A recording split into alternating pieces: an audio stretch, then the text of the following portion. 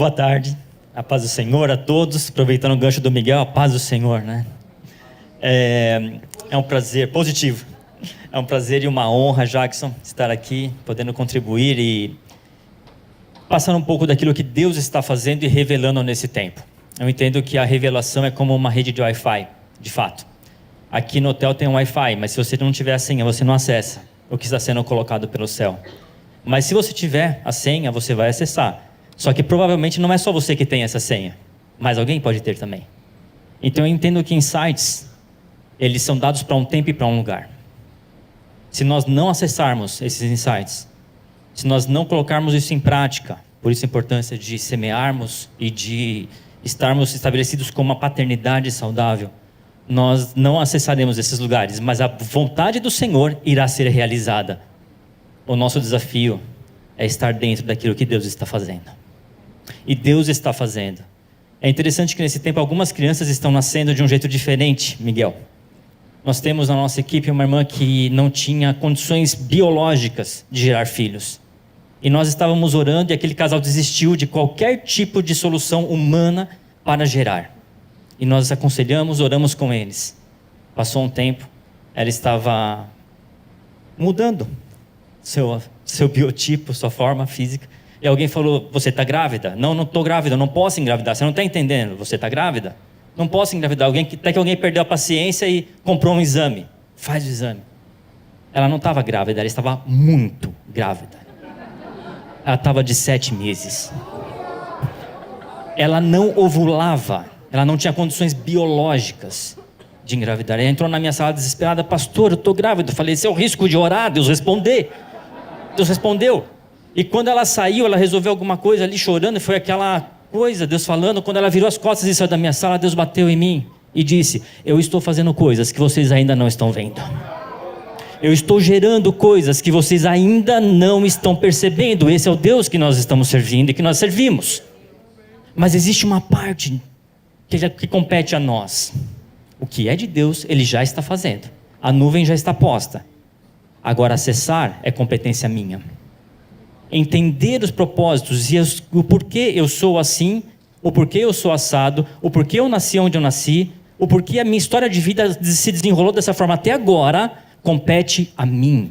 Então talvez eu diga algumas coisas aqui que podem ir ao contrário do que esteja na moda da mentoria ou coisas do tipo.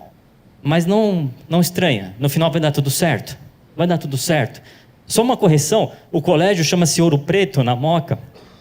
E nós estamos também, minha esposa, a Patrícia está aqui. A Patrícia teve um insight. E com certeza insights são divinos. Insights não são nossos, eles são divinos, necessariamente. Por quê? Porque só Deus é capaz de fazer ex nihilo, ou seja, fazer algo a partir do nada. Tudo que nós fazemos são modificações a partir de algo pré-existente. Só o nosso Deus é capaz de dizer e algo acontecer do nada. Esse Deus deu uma revelação para a Patrícia de um sistema de ensino bilíngue, e nós entendemos que é necessário, como foi dito aqui, como é que eu sou um estudante inveterado, é isso? Eu acredito que é necessário estudar sempre, aprender sempre. Nós entendemos que é necessário redimir as áreas do conhecimento humano. Uma área a ser redimida é a área da linguagem. Por quê? Porque foi através dela que Deus fez todas as coisas. Babel veio e houve sim uma confusão, mas essa confusão não parou na confusão, porque Deus confundiu as línguas para cumprir um propósito, que era povoar a terra. Quando nós redimimos as áreas do conhecimento, nós estamos dizendo, eu serei um porta-voz da execução da vontade de Deus para esse tempo. E Deus nos revelou isso a Patrícia a princípio, e nós começamos a trabalhar o ensino bilíngue dentro de escolas. De que forma? Através de princípios cristãos e bíblicos. E hoje nós temos sistema de ensino bilíngue, cristão, com princípios bíblicos dentro de prefeituras no Brasil. Você pode achar, isso não é possível. No poder público, sim. Em escolas públicas, sim. Nós temos cidades onde crianças que não têm acesso a nada, não têm acesso, Jackson, a um hambúrguer, porque nós fizemos o Hambúrguer Day e muitas crianças naquela cidade comeram hambúrguer pela primeira vez. Nós somos transformadores de ambientes. Nós somos transformadores de ambientes. Esse é o nosso Deus, e nós vamos aprender um pouquinho sobre Ele e o que Ele faz em nós. e o que Ele pode fazer em nós. E, na verdade, a gente está falando que parece que vai aumentando e a gente não combinou muita coisa, né? A gente teve uma linha, né? E eu tenho um pouco de dó de quem vai falar depois na sequência, porque parece que tem coisa que já vai falando. Mas vamos lá. Amém. Não é? Parece que está muito combinadinho, mas não tá? Deixa Deus fazer. E a gente estava comentando agora há pouco, né, Manuel? Que é impossível conceber o que vai acontecer no final disso daqui, depois que combina... Não, porque assim, duvido que alguém vai falar exatamente aquilo que planejou dizer, e no final as coisas vão se encaixar. Por quê? Porque existe uma nuvem sobre esse lugar. Existe uma nuvem sobre esse lugar. Pega esse sinal, pega a sua senha, porque senhas são diferentes também, amém? Existem senhas segmentadas para coisas diferentes, e existe um processo, porque você precisa ter a senha, a disponibilidade, conectar, mas não adianta nada conectar e não saber o que fazer, ok? É necessário conectar e navegar. Então nós vamos falar um pouquinho sobre o navegador. Quem é o navegador? Sou eu, é você. E vamos lá então, Gálatas 1,15, que diz o seguinte: mas quando Deus, que me separou antes de eu nascer. Eu ia colar uma palavra que a Patrícia deu ontem, mas foi em Jeremias 1, né? Falei, não, deixa eu pensar um pouquinho. Vamos além um pouquinho. Deus que me separou antes de eu nascer e que me chamou pela sua graça, achou por bem revelar seu Filho para mim, para que eu o pregasse entre os gentios. Então, Deus escolheu Paulo antes dele nascer. Paulo teve uma jornada incrível, como teólogo judeu, como alguém que era doutor na teologia judia, e criou, e enfim, ele era alguém reconhecido por isso. Mas Deus já tinha escolhido. Parece um contrassenso, não parece? Nenhum dia na sua vida foi perdido dentro do propósito eterno de Deus para a sua vida. Vou repetir isso, nenhum dia. Sabe o dia que você pecou? Lembra desse dia? Está lembrado? O dia que você errou, que você se enganou, que você mentiu, que você tropeçou. Nenhum dia estava fora da vontade permissiva de Deus na sua vida. Melhor é o fim das coisas do que o começo delas. Deus me escolheu antes de eu nascer e me chamou pela sua graça e achou por bem revelar o seu Filho. Ou seja, nós já aprendemos aqui hoje que quando eu conheço Deus, eu passo a me conhecer. A única possibilidade de me conhecer é conhecer ao Pai. Para mim, para que eu pregasse entre os gentios, não fui imediatamente consultar outras pessoas. A gente está falando de mentoria aqui, né? Ele não foi se mentorear primeiro. O que ele foi fazer então? Nem fui a Jerusalém, que era o centro do negócio, é de lá que vai fluir o Espírito, é lá que vai ser derramado o Espírito, ele devia ir para lá. Não, ele não foi. Ou lá já tinha sido derramado, ele não foi na fonte. Para me encontrar com os que já eram apóstolos, quem já era experiente no negócio. Não foi. Antes de mim. Mas fui para as regiões da... O que tem na Arábia? O que tem? Deserto. Você sabia que em hebraico, deserto tem a mesma raiz de boca? Porque é no deserto que Deus fala. Ele foi não onde as coisas estavam acontecendo. Ele foi não com quem já tinha, ou já estava fazendo. Ele foi na origem. A origem não era o passado do evangelho que só tinha alguns anos, poucos. Ele foi na origem. Onde era a origem? Na boca de Deus. Onde estava a boca de Deus? O que é que Deus está falando sobre a sua vida, sobre o seu futuro? Ele não foi procurar mentoria. E aí pode ser que você fala, nossa, mas você está dizendo para não procurar especialistas? Não, calma, vamos chegar lá. Você vai ouvir muitos especialistas aqui.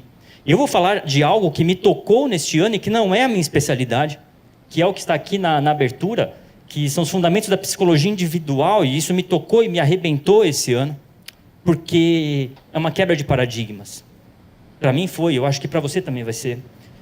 Foi para a Arábia e voltei outra vez para... Onde que Deus falou com Paulo? No caminho de...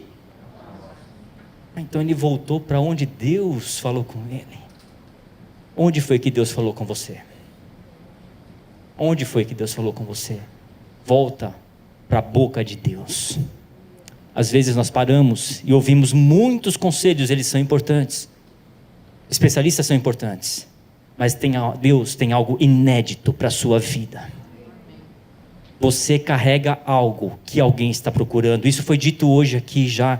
E eu entendo que essa é uma das palavras que vão nortear o nosso encontro hoje. Você carrega alguma coisa. Você é a resposta da oração de alguém. Eu sou a resposta da oração de alguém.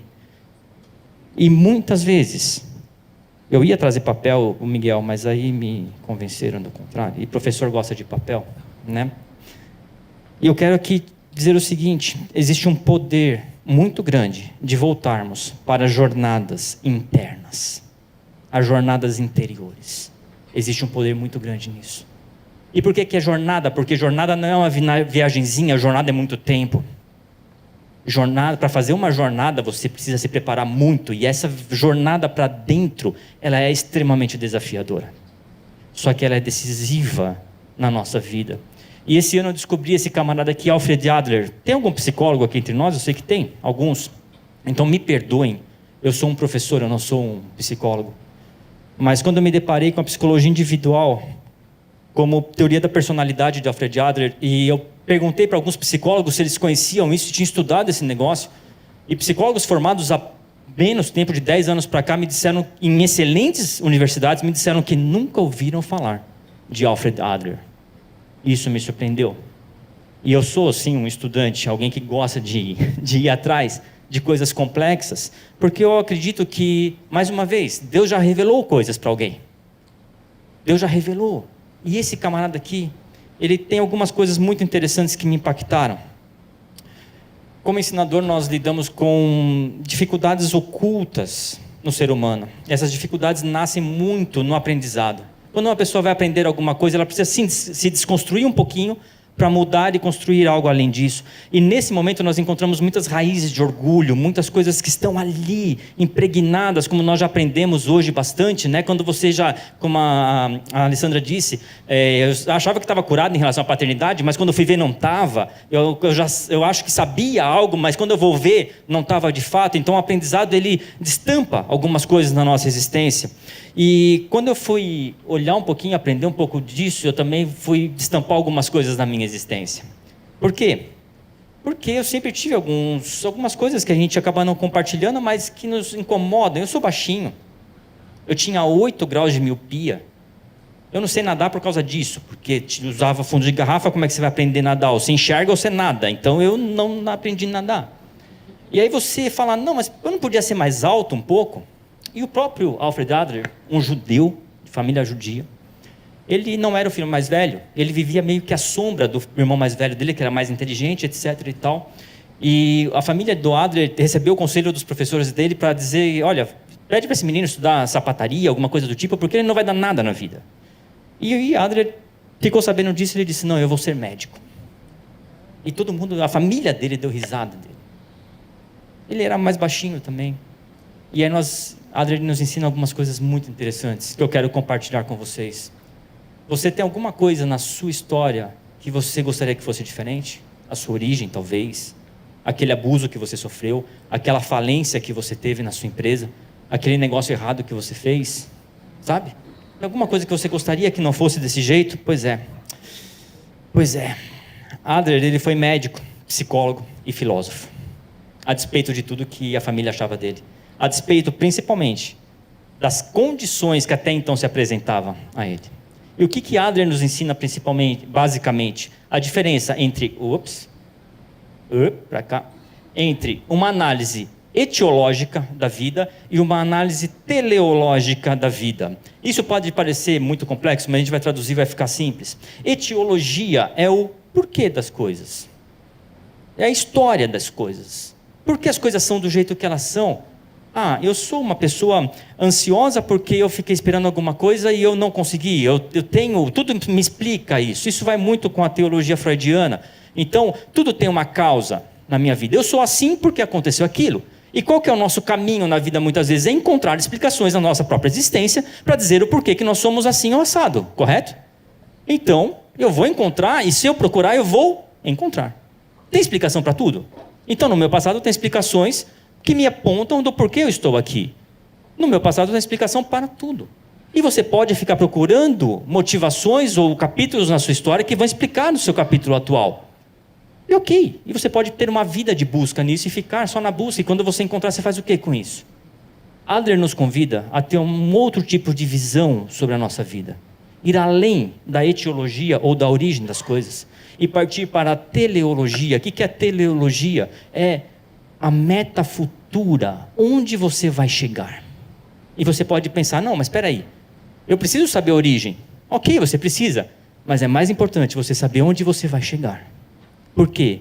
Porque nós aprendemos na vida de Moisés que para colocar o povo dentro da cidade de Jericó, foi necessário enxergar onde ele ia levar o povo.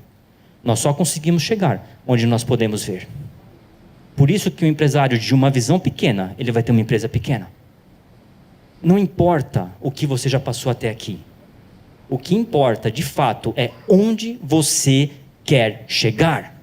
Qual é a vida que você quer ter? Qual é o futuro que você quer deixar para a humanidade? Quem são os filhos que você quer deixar para a humanidade? Ah, mas e o meu passado? O seu passado não existe. O que existe é uma leitura sobre o seu passado. O passado não existe mais. Toda vez que você conta uma história, você está contando uma história nova. Por quê? Você está recriando o relato daquela história. Aquela história nunca mais vai acontecer. O que vai acontecer de novo? Um novo relato. O passado não existe. O que existe são relatos. Mas o meu sentimento está aqui. Sim, você é responsável, inclusive, segundo Adler, sobre o seu sentimento. E o que você sente sobre o que aconteceu na sua vida. Você pode pensar, não, sentimento é sentimento. E eu te devolvo. Você é responsável pela forma como você sente o seu passado. Pela forma como você sente a sua própria vida. Por quê? Porque existem 3 dimensões da nossa vida e nós precisamos entender e dominar sobre elas: pensamento, sentimento e ação. Nós somos responsáveis sobre a forma como nós pensamos, nós somos responsáveis sobre a forma como nós sentimos e nós somos responsáveis pela forma como nós agimos.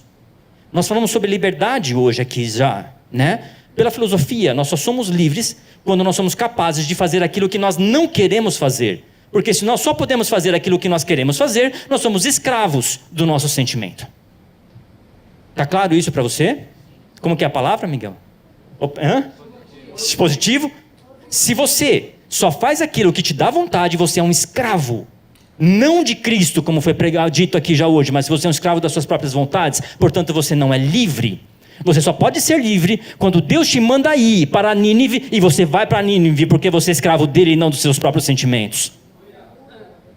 Nós determinamos o que sentimos, determinamos o que fazemos e, consequentemente, determinamos o que iremos deixar de legado para o mundo. Relações interpessoais, para Adler, era fundamental. Fundamental, por quê? Porque se existisse só eu no mundo, só você no mundo, haveria problemas? Deus criou só você, teria algum tipo de problema? Sim ou não?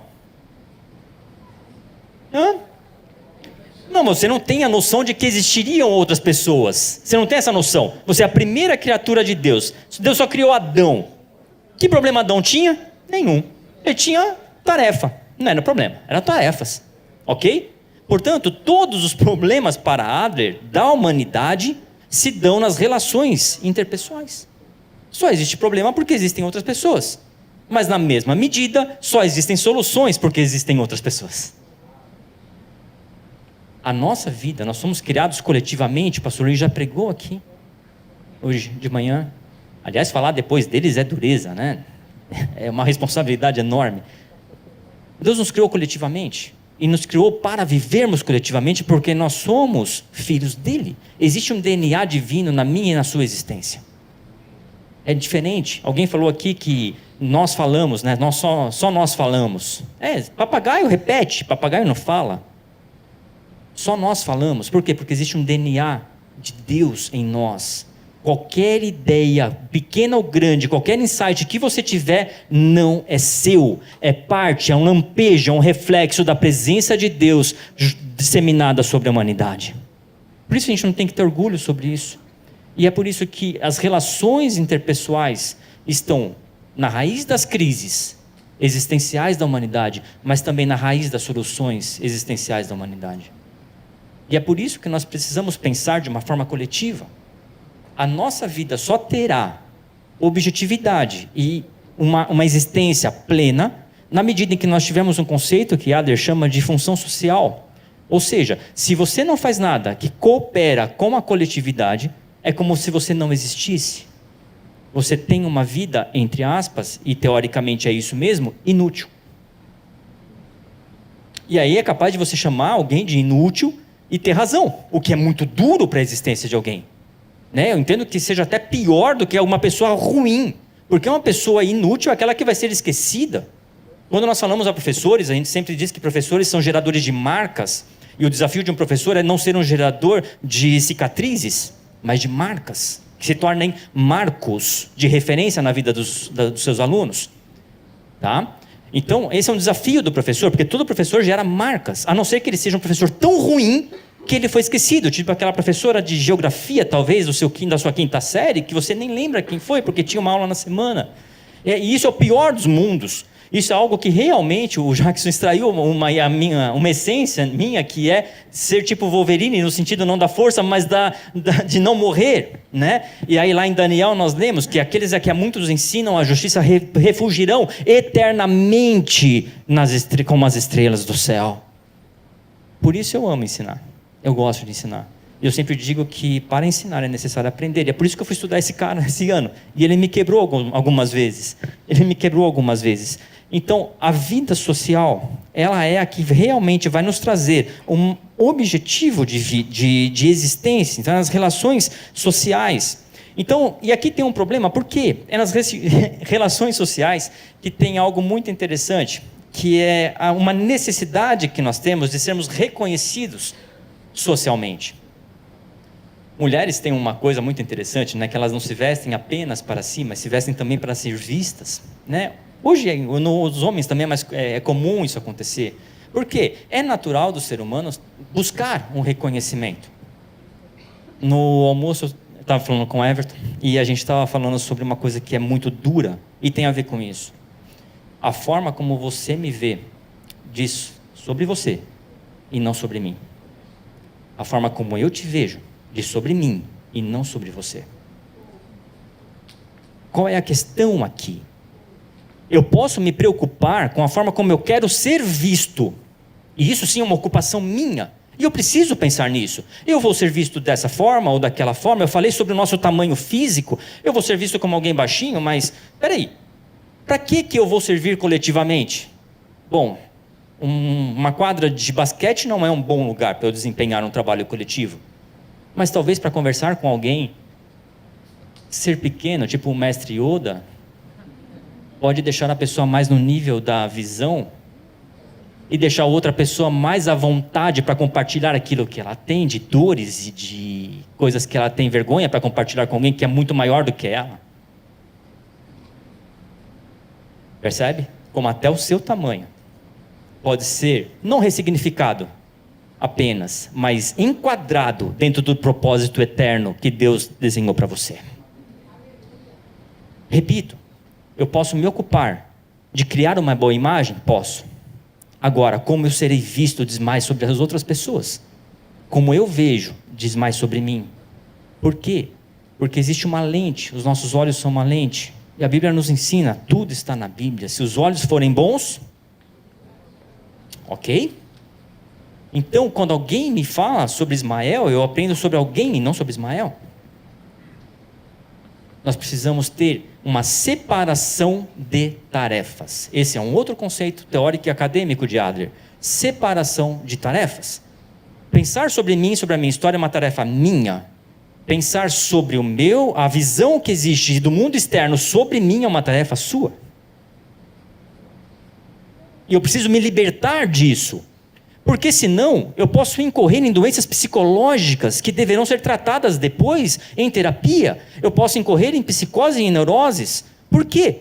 Porque é uma neurose eu ficar preocupado enlouquecidamente com a forma como Jackson vai achar que eu sou, como será que o ministério vai pensar sobre mim, e eu começo a viver e tentar viver na mente do outro, e esse é um lugar que não é acessível a mim. Eu não tenho acesso a esse lugar e não devo ter.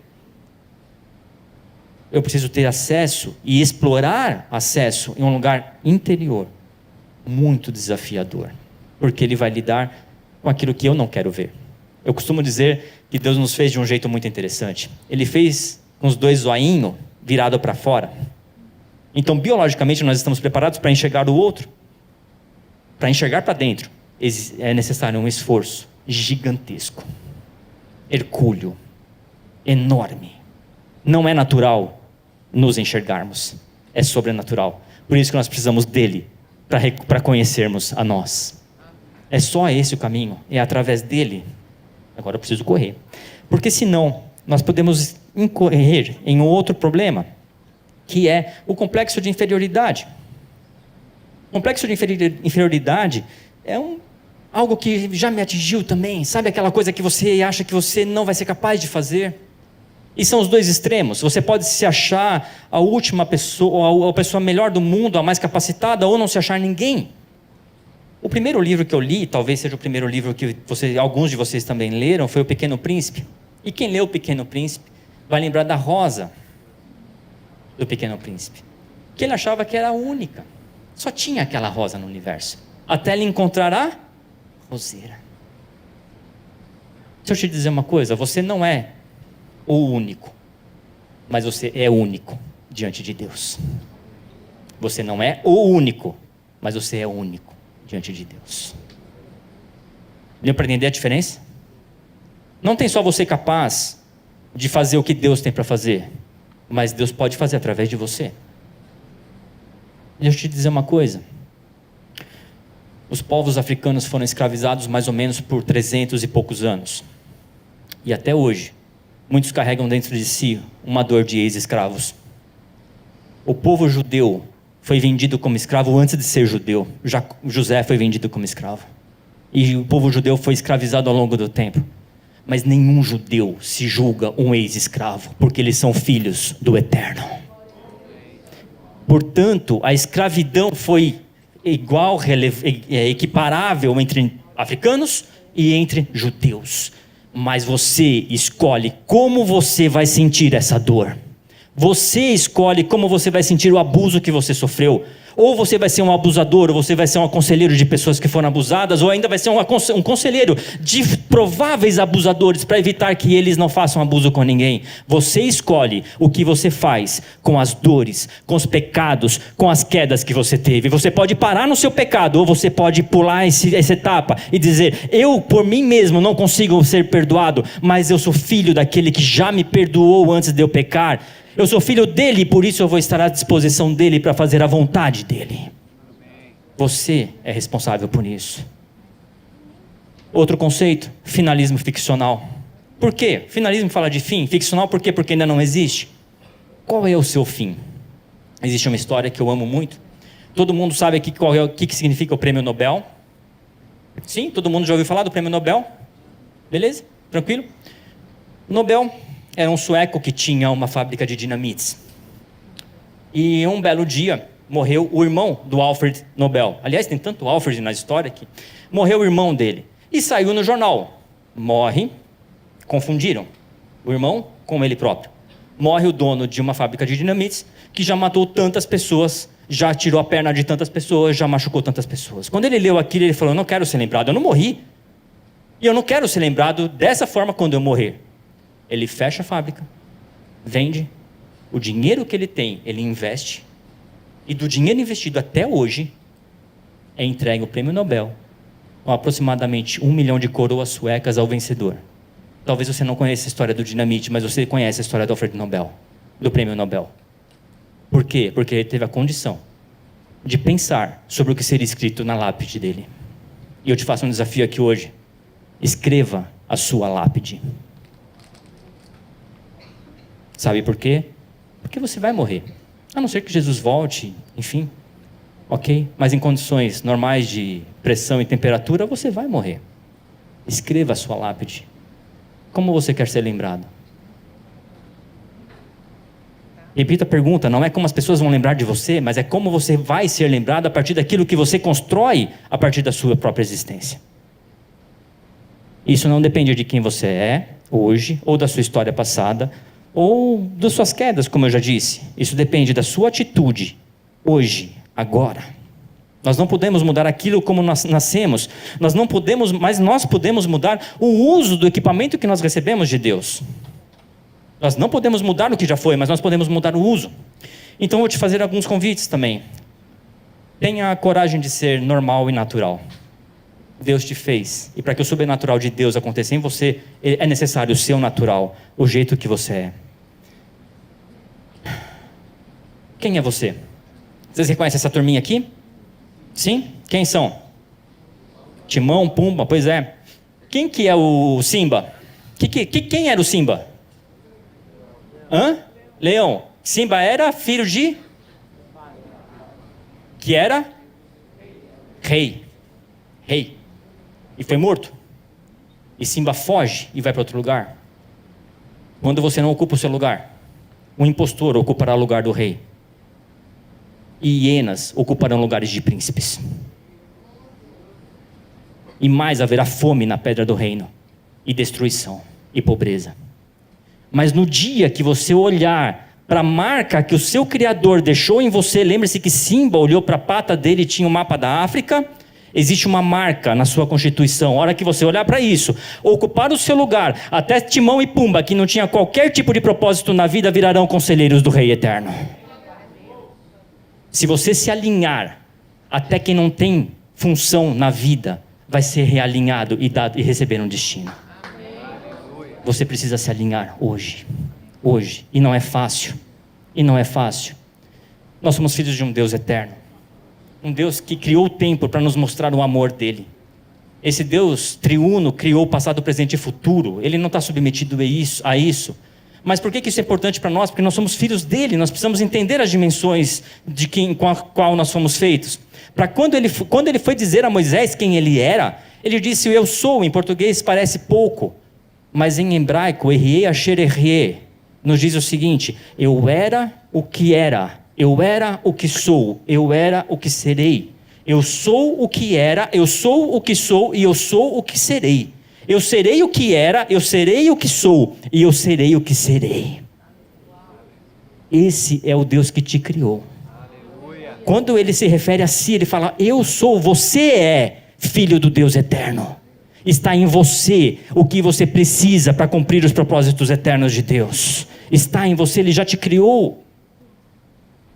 Aqui nós temos a oração da serenidade, que diz o seguinte: Deus, conceda-me a serenidade para aceitar aquilo que eu não posso mudar, a coragem para mudar o que eu posso, e a sabedoria para distinguir entre ambas. Existem coisas que você acha que pode mudar, mas não pode. Existem coisas que você gostaria de mudar, mas também não dá. Tem coisa que dá para mudar. Qual o segredo? Distinguir entre ambas. Vem cá, Ricardo. Deixa eu mostrar uma coisa para vocês. O Jackson já foi na minha sala, ele sabe que eu gosto de tranqueirinhas, de enfeites. Mas eu vou te trazer uma fácil aqui. Vocês sabem o que é isso? Uma corda de violão. Ela é feita de aço, ela tem uma espessura específica, tá? Se eu tentar tocar, vai acontecer alguma coisa? Olha só. Sim ou não? Não, vai fazer pouca coisa com isso. Mas deixa eu te contar um segredo. Vem cá. Deixa eu te contar um segredo. Para essa corda funcionar, ela precisa estar conectada ao corpo. Tudo bem? Para você funcionar, você precisa estar conectado ao corpo. Mas se eu só conectar ao corpo, não vai resolver muita coisa, porque ela vai continuar solta. É necessário eu conectar a cabeça do instrumento. Isso aqui chama cabeça. Ok?